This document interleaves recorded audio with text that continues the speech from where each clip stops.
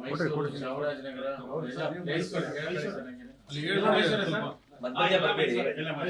ಮೈಸೂರು ಏರಿಯಾದ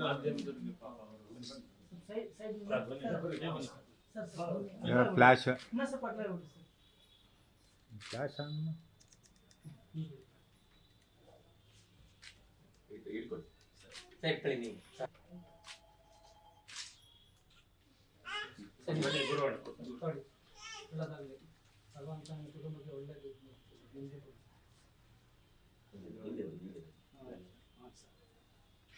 ಹೆಂಗೆ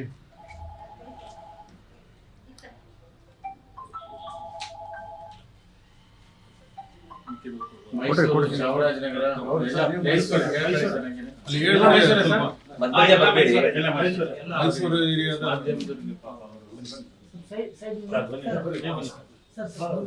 ಫ್ಲಾಶ್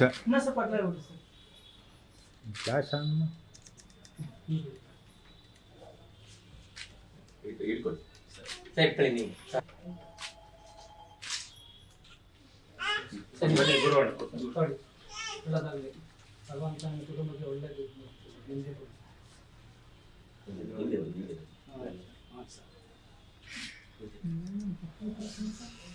ನಾವು ಕೊಡೋ ಅಮೌಂಟ್ ಏನ್ ದೊಡ್ಡದಲ್ಲ, ಬೆಲೆ ಕಟ್ಟಕ್ಕಾಗಲ್ಲ. ಏನಂದ್ರೆ ನಾವು ಆತ್ಮಸ್ಥೈರ್ಯ ತುಂಬೋದು. ಈ ನೋವಿಂದ ಹೊರಗೆ ಬನ್ನಿ, ಆ ಹುಡುಗಿ ಭವಿಷ್ಯ ಒಳ್ಳೇದಾಗ್ಲಿ, ನೀವು ಎಲ್ಲ ಜವಾಬ್ದಾರಿ ಎಲ್ಲ ನಾವು ಸಮಾಜದವ್ರು ಇದೀವಿ, ನಾವೆಲ್ಲ ನಿಂತ್ಕೋಬೇಕು ಅನ್ನೋದು ಒಂದು ಆತ್ಮಸ್ಥೈರ್ಯ ತರುತ್ತೆ. ಅಷ್ಟೇ, ಏನಿಲ್ಲ. ರವಿ ಪ್ರಕಾಶ್ ಹೋಗ್ಬೇಕು, ಅವ್ರಿಗೆ ಆ ಧೈರ್ಯ ತುಂಬಬೇಕು, ಆ ಕೆಲಸ ಆಗ್ಬೇಕು ಅಂತ ಬಂದ್ರು. ಅವರು ನಮ್ಮ ಸುರೇಶ್ ಗೋಲ್ಡ್ ಅವರು, ನಮ್ಮ ಗುರು ಅವರು, ರಾಘವೇಂದ್ರ ನಮ್ಮ ಗೌರವ ಅಧ್ಯಕ್ಷರು ರವಿ ಪ್ರಕಾಶ್,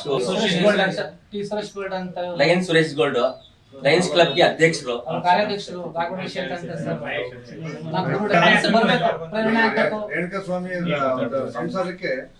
ಬೆಳ್ಳಿ ವರ್ತಕರು. ಏನಂದ್ರೆ ರಾಮಾಯಣದಲ್ಲಿ ಆ ಶ್ರವಣ ಕುಮಾರನ ತಂದೆ ತಾಯಿಗಳಿಗೆ ಯಾವ ಪರಿಸ್ಥಿತಿ ಬರುತ್ತೆ, ಇವ್ರನ್ನ ನೋಡಿದಾಗ ಹಂಗೆ ಅನಿಸ್ತಾ ಇದೆ. ಅದರಿಂದ ನಾವು ಮಾಡಿ ಇವತ್ತು ಕೊಟ್ಟಂಥ ಒಂದು ಸಣ್ಣ ಒಂದು ಇದು ಎಲ್ಲ ಇಡೀ ರಾಜ್ಯದ ಎಲ್ಲರಿಗೂ ಪ್ರೇರಣೆ ಆಗಬೇಕು. ಎಲ್ಲರೂ ಅವರ ಮನಸಾಹಿತ್ಯದಿಂದ ಸಹಾಯ ಮಾಡಬೇಕು ಅಂತ ನಾವು ಎಲ್ಲರಿಗೂ ಕೇಳ್ಕೊತೀವಿ. ಹಾಂ, ನಾವೆಲ್ಲ ಸೇರಿ ಒಂದು 60,000 ರೂಪಾಯಿ ಆರ್ಥಿಕ ಸಹಾಯ ಮಾಡಿದ್ದೀವಿ. ಮೈಸೂರಿಂದ ಬಂದಿದ್ದೀವಿ, ಚಿನ್ನಬೆಳ್ಳಿ ವರ್ತಕರು ನಾವು ಮೈಸೂರಿಂದ ಬಂದಿದ್ದೀವಿ. ಈ ಘಟನೆ ಬಗ್ಗೆ ಅವ್ರಿಗೆ ನ್ಯಾಯ ಸಿಗಬೇಕು ಅವ್ರಿಗೆ. ಆಮೇಲೆ ಅವರ ಪರಿಸ್ಥಿತಿನೇ ನಮಗೆ ತುಂಬ ಅನುಕಂಪ ಬಂದಿರೋದು. ಅವ್ರ ತಂದೆ ತಾಯಿ ಪರಿಸ್ಥಿತಿ, ಅವ್ರ ಮಗನ ನಾವು ನೋಡಿಲ್ಲ, ಅವ್ರು ನಮ್ಗೆ ಪರಿಚಯ ಇಲ್ಲ ಯಾರೂ. ಈಗ ಟಿ ವಿನಲ್ಲಿ ನಿಮ್ಮ ಮಾಧ್ಯಮಗಳಲ್ಲಿ ನೋಡಿ ನಮಗೆ ಮನಸ್ಸಿಗೆ ತುಂಬ ನೋವಾಗಿ, ಇವ್ರಿಗೊಂದು ಯಾರು ಆರ್ಥಿಕ ಪರಿಸ್ಥಿತಿ ಇದು ಸಹಾಯ ಮಾಡ್ತಾ ಇಲ್ಲ.